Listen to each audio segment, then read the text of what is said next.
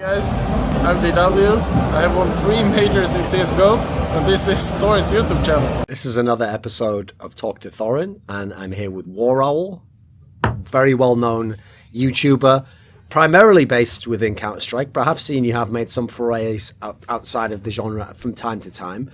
So actually, the place I want to start in terms of asking about this is, I noticed on your channel, even if you go back 6 years to where it's CS source videos on there, even some of those tutorials have like 100,000 views. Now, surely at the time they didn't get the 100. Is that all residual hits from later on? I mean, back in those days, I don't remember there being like a big YouTube scene for Counter-Strike.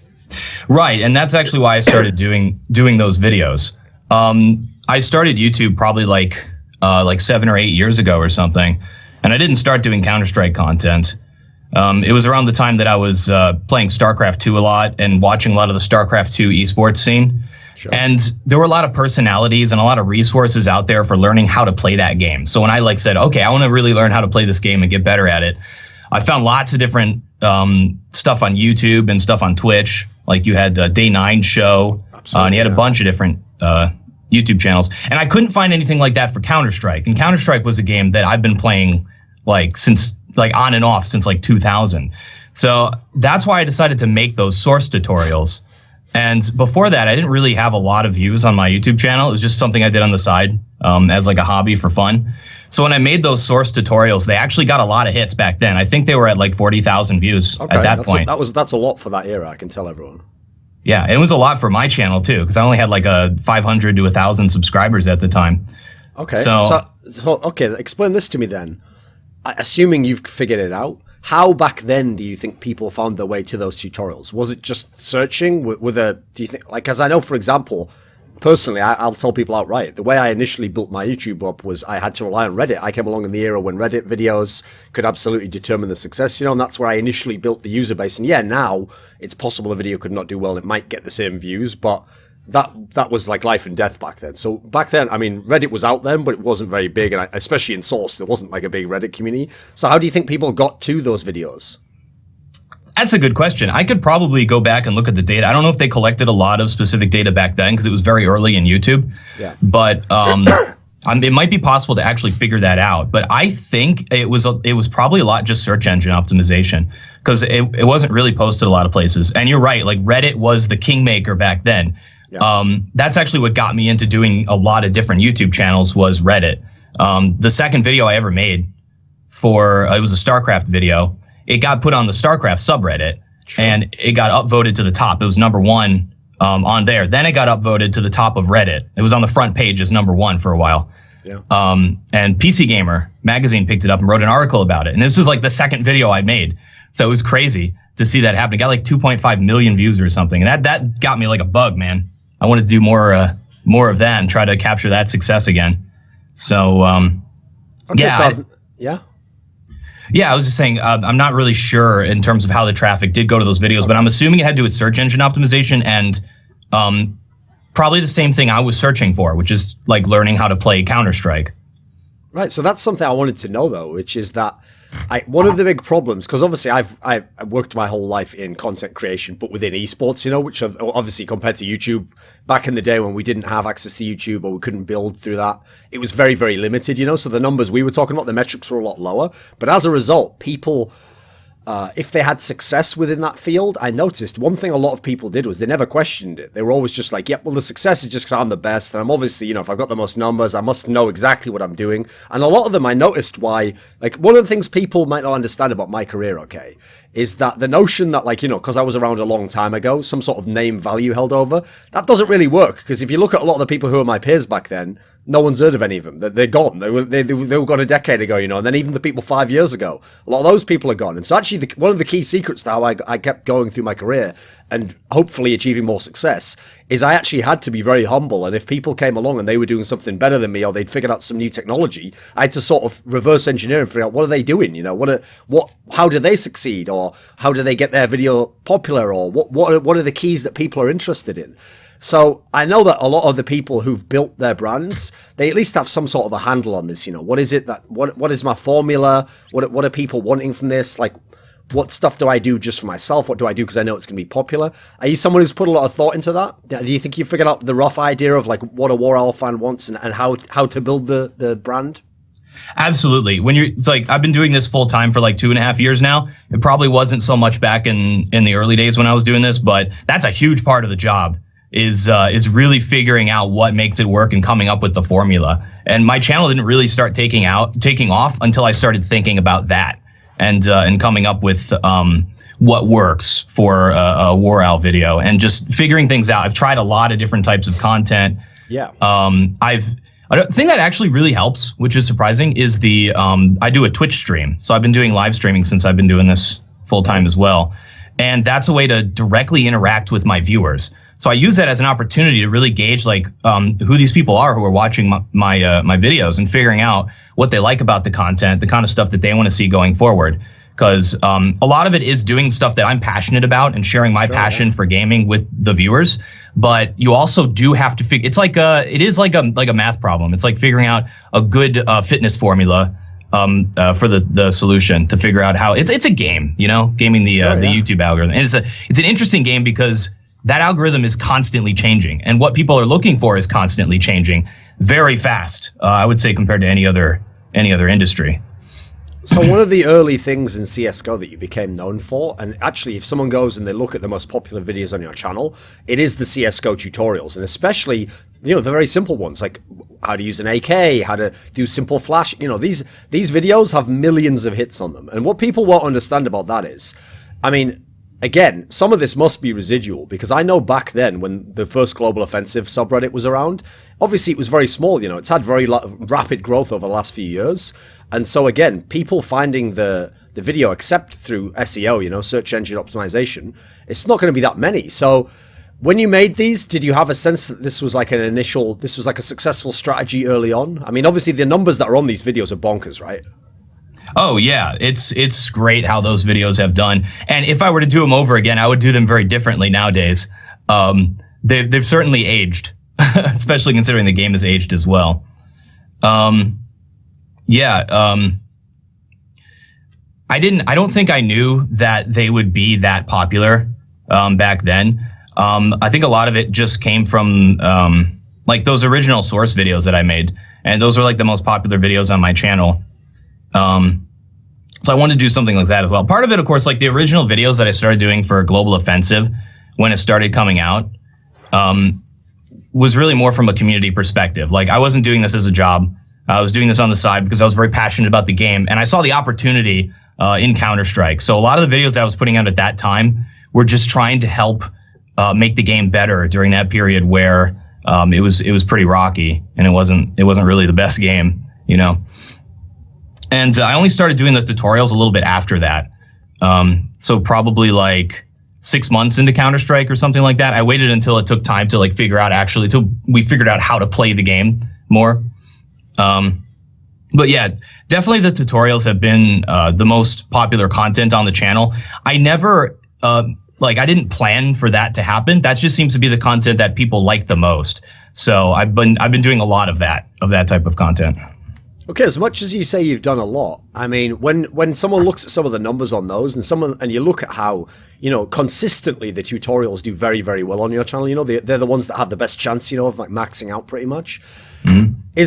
How do you determine whether you need to do a specific tutorial? Because like the temptation for someone cynical would be like, right, people love tutorials. Let's just spend all day thinking of like a different tutorial. And is there one that's even slightly, you know, like, oh, this was like grenades, but like bouncing grenade, you know, like, so how do you determine when you should do one? Because obviously if it's going to be something that's going to be watched that many times, like 4 million times, 2 million times, like you're saying now, you want it to endure, you know, you don't want it to just be this week's video, right? Absolutely. So when I'm going to make a video, I'm making it like not just for the viewer, but I'm making it for myself as well. I really like Counter-Strike. I think that's pretty apparent. And I'm always like, I'm learning more about the game. I'm playing it and I'm trying to get better too. When I play, I'm just like, I think a lot of the appeal is that I'm just like one of the other players, you know, I'm like everybody else who plays Counter-Strike.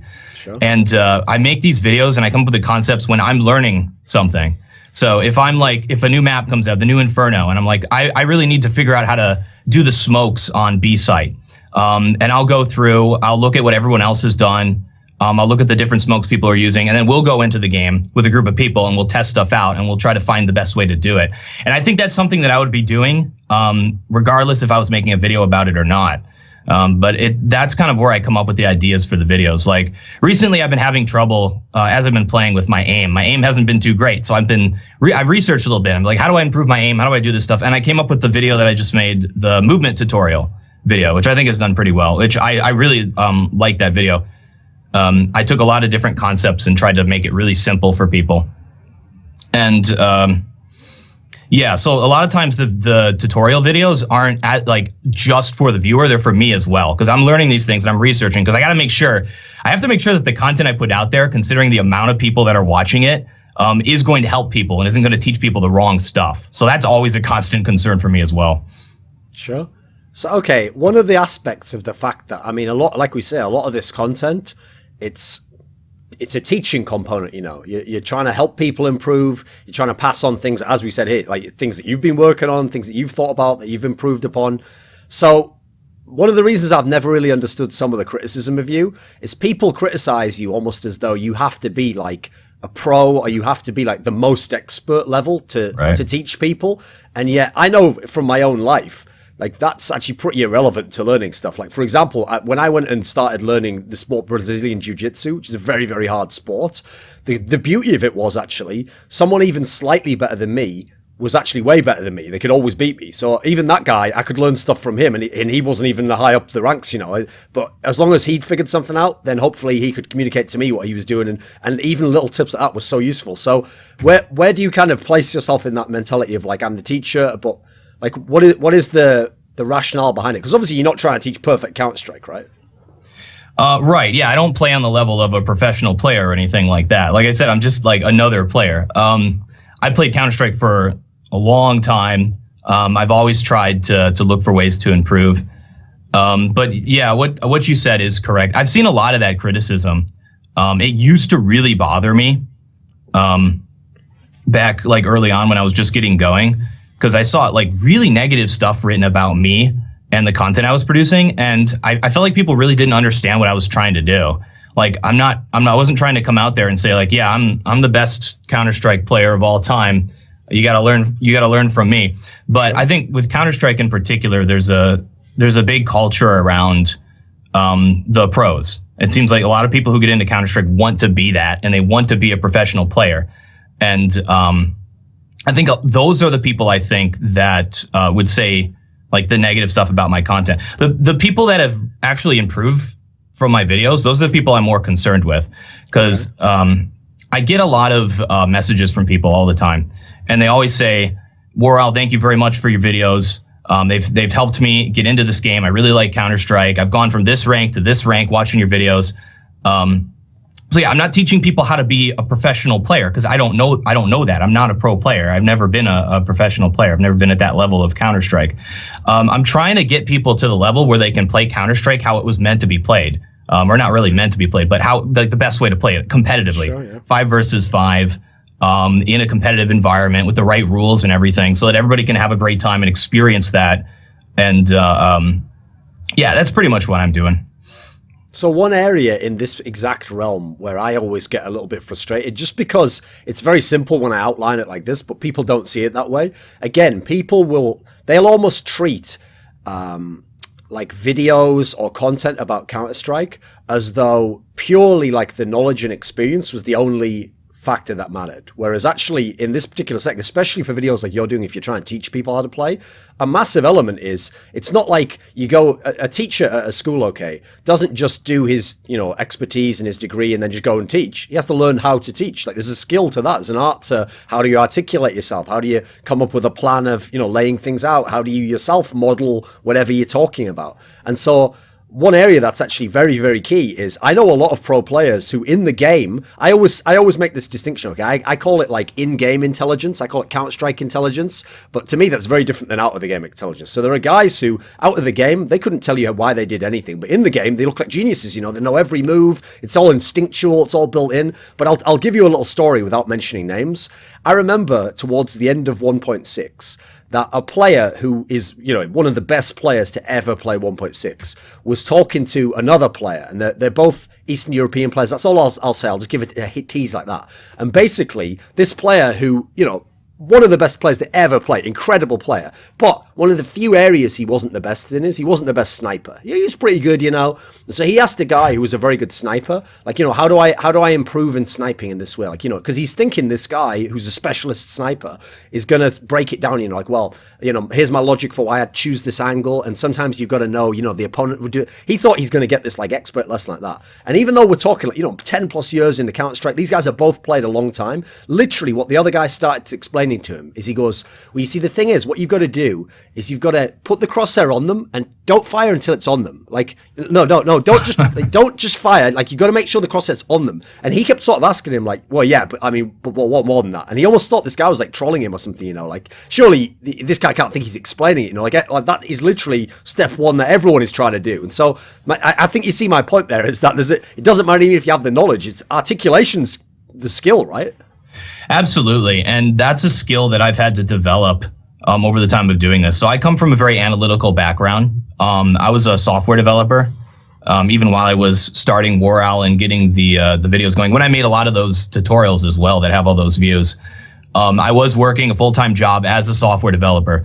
So I guess I come from a very different background than a lot of people who are playing Counter-Strike professionally. And yeah, absolutely. The skill of learning how to explain something to somebody and to have them retain that knowledge and really see things from their perspective as you're explaining it to them so that you can get them to learn something and take something away from it, as well as keep their attention for a 10, 15-minute video is something that I really have had to develop over this time when I decided to do this as my profession, really. So yeah, a lot of people don't really understand what goes into that as well. So beyond just like learning the skills for how to teach something to somebody and how to get them to retain that knowledge and really get something out of something, there's also, especially with YouTube, it's about grabbing people's attention and holding that attention for the duration of the video, however long you're going to try to go for. And yeah, that's a skill that I've had to develop. So another aspect, you kind of touched on it before, so I wanted to kind of go a bit deeper into it, is when you said about how when you make the video, to some degree you're making it because like you want to make sure you know that topic or you want to learn that topic. And I once heard a great saying which said something along the lines of, until you can explain something, you don't actually understand it. And I know myself with a lot of my videos, like I know roughly what I think on the topic, but when I come to make the video, I sometimes find out like, oh, actually, I thought something different than I thought I did. When I actually have to lay it out and I have to really nail it down and put point to point and then realize that actually, you know, in this gap between the two, you know, I guess I just hadn't thought deeper on that level, you know. Actually, by the end of the video, yeah, hopefully I've done a good job articulating someone else, but actually I found out what I think and I've maybe even improved my own thinking on the topic. What's the process like for you? Absolutely. When you teach something and when you explain something to somebody, that's part of learning it for yourself. I think that's like the top level of how to retain something or how to learn something is actually teaching it to somebody else. Like they say, like the first is hearing it, the second is reading it. Like the top level of learning something is teaching it. So yeah, that goes into it a lot. I think it was Galileo who said, you can never teach a man anything. You can only assist in the learning process. So it's like, it's not possible to put a thought into somebody's head or to get somebody to understand something. You can only really guide them along that path of them learning it for themselves. So you provide the resources out there and try to inspire them to actually take the time and the effort to learn something. Sure. Well, I mean, in that sense, it's very obvious as to why your channel's been very valuable to the community then, because actually, here's another factor, is that I'm sure especially because you're getting a lot of casual players in through the door who are finding your stuff and getting exposed to it. A lot of them actually are really eager to learn. Like if I had to define the one thing almost every matchmaking player wants to know, it's just how to get to the next rank. That's it. It doesn't have to be how do I play at a pro level? How do I do all these things? But if you could just tell them something that could maybe get them to the next rank, that's it. They're happy. That's what they're going for. Whereas, for example, let's say, I mean, he's not the best player now, but let's say someone like Olaf Meister, who was very, very good at one point in time. He has access to a small fraction of that audience. You know, even if he wanted to teach people, he can't reach those people, can he? Right. Yeah, because a lot of times when you're at that level, you think about things at that level. I see this a lot in technical fields. Like my brother, he's a computer engineer for Cisco, so he does like really technical stuff. And when he tries to explain things to me, sometimes I have no clue what he's talking about because he's saying things on like a level that he doesn't seem to understand. Like I don't have that base of knowledge, right? I don't have that background in what he's doing. He went to college for many years to learn all that stuff and has done it in the field. Like these pros, they are really, really, really like Olaf Meister, really good at Counter-Strike. He probably practices more than 8 hours a day, right? And studies all of this stuff. And it's difficult when you have somebody who's just getting into the game, who is just trying to learn like how to think in that mindset and get into it to really explain to it. Because a lot of times you can really talk over somebody's head. And of course, people, I think, are a lot of people aren't really willing to say, yeah, I don't know what you're talking about. I'm a dummy. Yeah. So when you talk over somebody's head, a lot of times people won't be humble enough to say, yeah, you have to break that down. Yeah, sure. They'll just pretend they understand and just nod. Yep, yeah.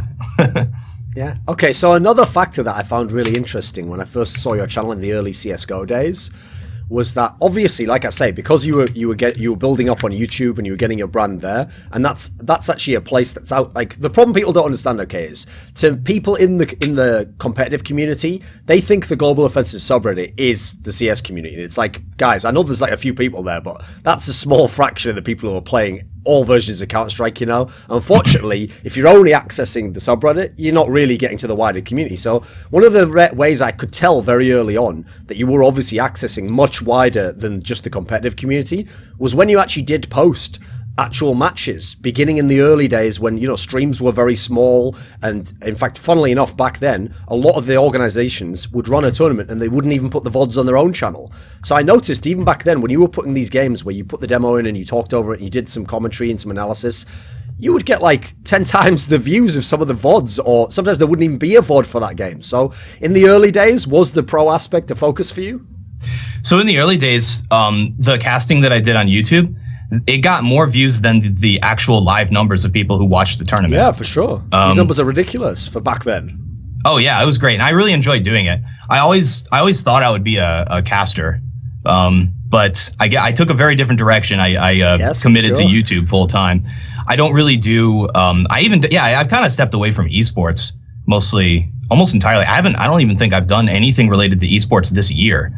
But back then, that was definitely a primary focus was the esports scene, because it was new, it was just developing, and I was really interested in it and watching. Like, it was such a cool period of time because we were like figuring out the game. Like the meta was being developed; it wasn't being changed slowly over time as the game changed. Everyone was figuring out like how to play this game. So I thought it was very exciting. Like we had that period of time where the ninjas in pajamas like it's pretty much established the meta and nobody could beat them. Yeah. They had just figured it out before everybody else, and nobody could even put a dent in them. So yeah, early on I did a lot of the casting, and I think a lot of it was I like watching the pro games and talking with my friends. And some of my friends who didn't know as much about Counter-Strike, I would try to explain and like keep them up to date on what's going on, you know. Okay. So that also started. I actually tried to do casting for StarCraft 2, and I was terrible at it. Okay. I've just always been interested in the casting type content. It's just something I found fun to do. Okay, so when you say that, I mean, again, even if people are very critical of casters from like, you know, the analytical point of view of like, oh, did they get everything perfect? Truth is, I think actually the number one quality in casting that makes people successful is charisma. Like I notice if I look across all esports games, there's always a guy who's like the smartest guy who's never the most popular. And every now and then maybe you might get someone like I have a friend, Monte Cristo in League of Legends and Overwatch, who like he's lucky that he's managed to pair the two because he has a background in doing some theater stuff, so he kind of knows how to put the analytical with the charismatic element, the entertainment element. So not many people have figured that out though. So I have to say I'm surprised if you say that you wanted to get into the casting stuff that you weren't able to leverage your popularity in this way. Because I remember the early days, mate, they were almost desperate for casters back then. Did you really put in a good hard effort to do it? Did you try reaching out to people or making it known? No, I didn't. So like really early on, because I was working a full-time job. Okay. So I didn't really have time to do that, and I didn't think about, like, it was something that I always thought, man, this would be great to do. And I think I actually got contacted a few times by people to do some casting with some well-known casters, like to dual cast with them, like to try me out. But the times that they were when I was working, so I couldn't do it. When did you actually leave your job? At, like, what date or what year roughly? It was about 2.5 years ago, so it was the end of June, beginning of July. Right. Okay. Okay. And I had decided to leave my job and do it full time a little bit before then. At that point, I think casting wasn't the concern. That was just something I did on YouTube, more as a personality-driven thing. But yeah, I definitely took the direction of doing YouTube full time and growing my own business. If I were to be a pro caster, especially back then, which I mean that ship has sailed, but if I were to do it back then, it would, like, you have to commit yourself to that. That's got to be your goal. Yeah. Like the people who are doing that now, they're hungry. And it's really tough to get into it now for some of the new people. But yeah, it's that to me is like a full-time endeavor. You have to push hard and go for it with that. And I think I was going in different areas. So I was doing the growing my YouTube channel and my own brand. I think the thing with the casting is you're going to be doing your own thing, right? But you're working for all these different companies. Yeah. And I really like doing my own thing, you know? I like running my own company and just doing the content that I want to do and trying to figure out the best way forward, you know? So I don't know. I'm happy doing what I'm doing right now, but that was definitely something I wanted to do, was to do casting. But I never casted a tournament or anything like that. Okay, so in that case, if we put that in the category of, you know, like a what if, like what would happen then? So let me ask you this question then. Like, if I'd have known at the time that you wanted to do that, you know, like, dude, I could have given you the hookup. Like, if I went back in my time machine now and I go back to, I mean, it'll have to be like roughly around the time you quit your job, I guess. Like, it'd have to be like not too far, or maybe a little bit before that, so like it seemed appealing enough you could go all in. Would you take the offer? Do you think, if I could say, listen, I can get you a few early tournaments, and you'll get a good shot of this, and you'll basically it'll be on you. If you did a good enough job, you could be a full-on caster. Would you have taken it? Before my YouTube channel took off, I think I probably would have. But after my YouTube channel really started getting some motion and some traction, I thought, let's go this direction. Okay. So that's an interesting discussion in itself, though, which is that I've noticed, to people on the outside, anyone who has success, it just seems easy. Like, oh yeah, I guess, they always knew what they were doing, and they always knew it was going to go this way, and if they just kept doing more, But as you've said, you've tried many formats out, you tried to figure out what made it successful. You've even gone, as we talked about in this discussion, you've gone through very different realms of Counter-Strike and what you can make videos about. When did it really start to take off? And I noticed recently when you said you'd hit the 1 million subscribers, that you literally were like, I never expected it to get to this level, or if it did, maybe it'd take years and years. Like, what was there a period where you thought maybe it's leveled off, maybe this is just a good number, but I'm just going to be here, and maybe there aren't more people to come to be on my channel? Never. And I don't think I will ever reach that level. So I'm always trying to improve. I'm always trying to improve the quality of the content I produce. I'm always trying to grow my YouTube channel and everything that I'm doing. So I don't think that there's a point where I'll just be content, where I'll just say, yeah, that's enough. I have been taking it a little easy since I hit 1 million, but I'm going to get back into it pretty soon. I think people underestimate the amount of time and the amount of effort that goes into doing something like this, being a content creator in new media. It's not just a full-time job. It's a full-time job. It's basically your life. Like before that, when I was working a full-time job, I'd come home.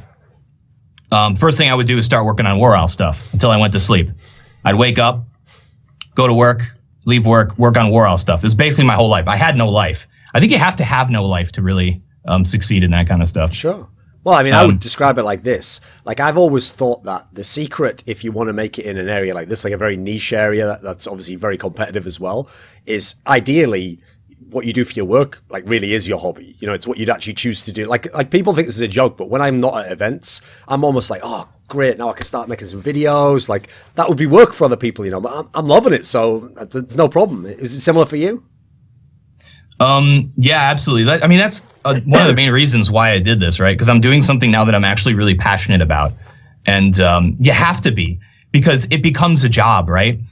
And it's to the point where, yeah, what I'm doing right now, I have to think about it like a business and I have to think about it like a job, but it's something that I actually am passionate about and look forward to every day. And if it wasn't, I probably wouldn't do it.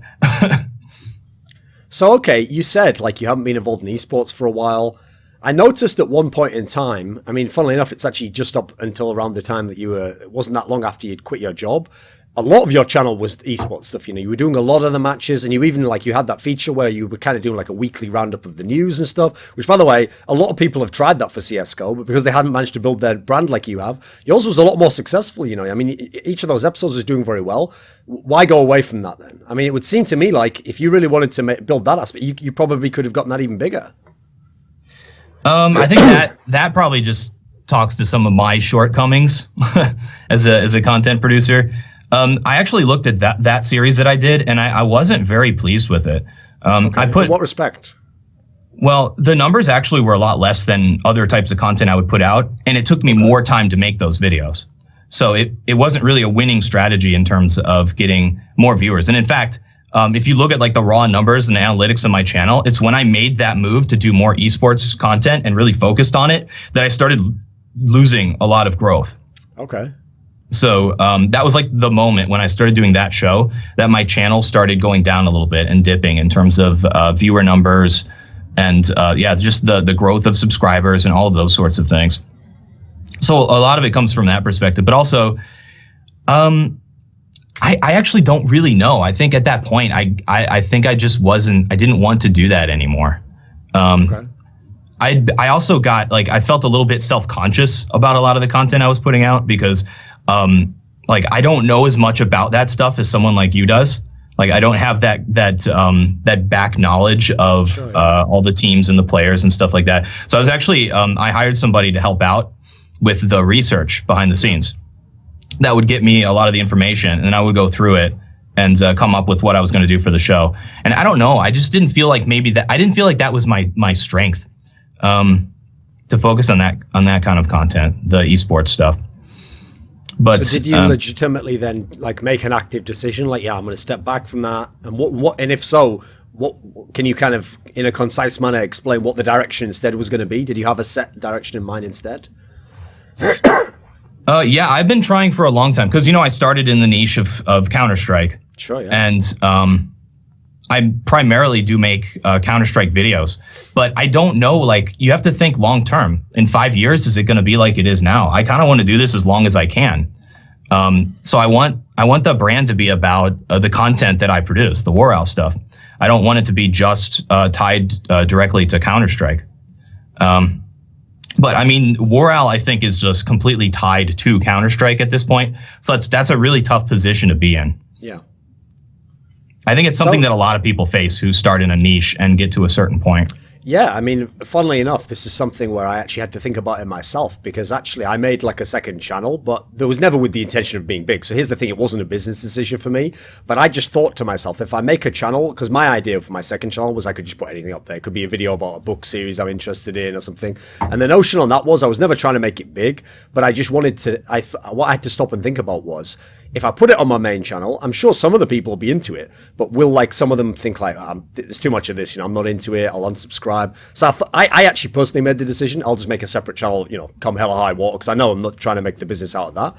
But for you, and this topic, that's actually something that obviously, I can tell by the way you're talking right now, I mean, it's a tough choice to make, right? If one day you wanted to do, as an example, let's just say you really want to go heavily into Overwatch.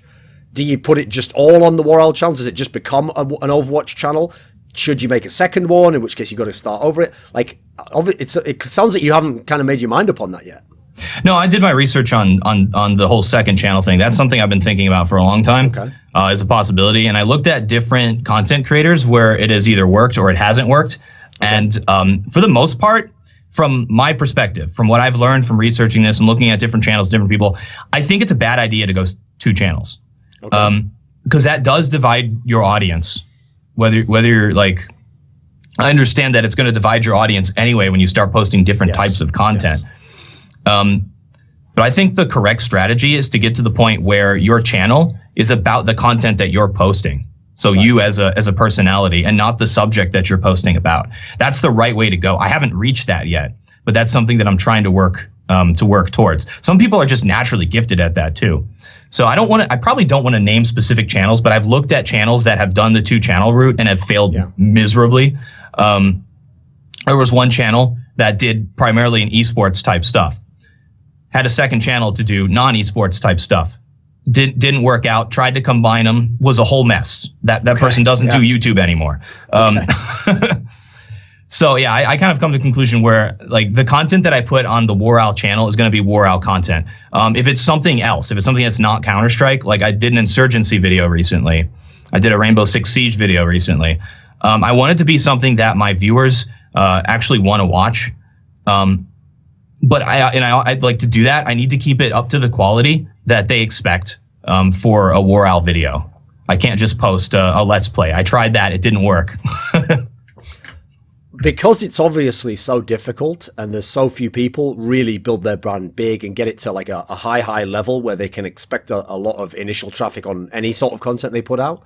I know a lot of YouTubers, especially outside of esports, but I know some of them in esports have started to do this. They try to look towards, okay, maybe what I do in my channel is I kind of become like a network of content. You know, it's not just my stuff. I get some other people in who are either like-minded or they can do something a little bit different than me. And I kind of, you know, it's an obviously beneficial relationship because they get access to the apartment people I've got. I get more channel content for the channel. Have you ever thought of going down that route? Is there anything you've ever given thought to?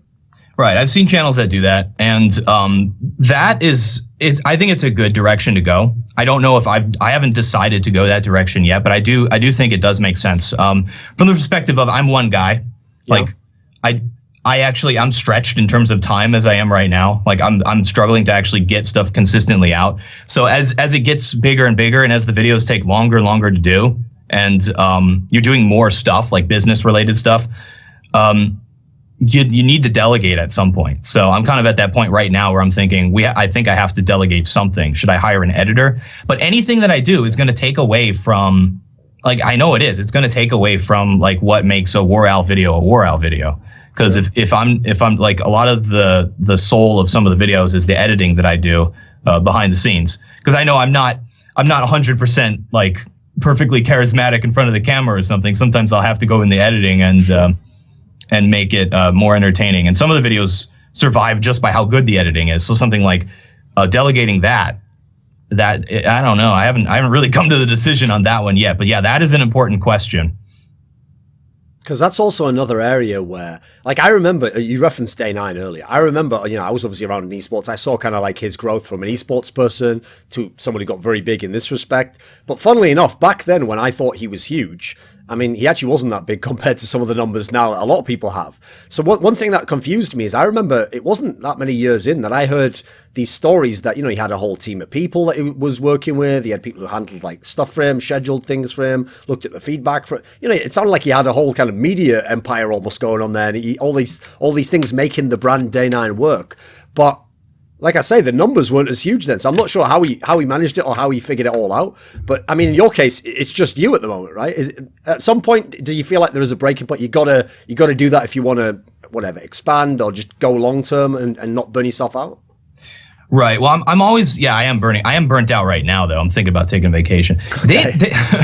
Day9 has always, like, he's been a big inspiration for me in terms of the content that he produced and how he teaches information. So I used to watch his show, the Daily, and I think a lot of my presentation style and a lot of stuff I do comes from that. So that's definitely something that I've looked at. But right now with War Owl, I'm doing, like, I'm coming up with the video ideas. I'm making the videos. I'm editing the videos. I'm doing all the search engine optimization. I'm doing all the business stuff. I'm talking to all the different people I need to talk to. People do help me, but I don't have employees or anything like that. I don't have a media empire. I'm pretty much the only one in the company. Like, my father actually helps out. He helps out with some of the business stuff. He was a business guy, so his little background there, and I go to him for advice. Like, there's a contract, I'll have him read over it and help me out with that kind of stuff. And some of my friends will just help out. They're not looking for the payment or something. They help out with the videos. Like, I have Like if I'm doing a tutorial video or something and we need to test, we need to go into the game and figure stuff out and look at different angles and figure, like, people will help me with that. Like they're not employees or anything like that. They just want to help out. And yeah, but the question of whether to expand, that's where I'm at right now. So I'm thinking about that and figuring out ways that I can delegate some of the work. So that I could, because the thing that I want to focus on is I want to focus on making great content. There's a lot of this other stuff that I just don't want to put my mind to, and it's really draining me. There's a lot of really stressful stuff that goes on in when you have a million subscriber YouTube channel. I know it sounds kind of silly, but I think a lot of people do kind of underestimate what goes into that. So we'll see. I haven't made a decision yet on if I'm going to do that or if I'm just going to continue like I'm going now. But yeah, if I think I can take the content to the next level and really focus on the good stuff on the channel, then I'll probably do it.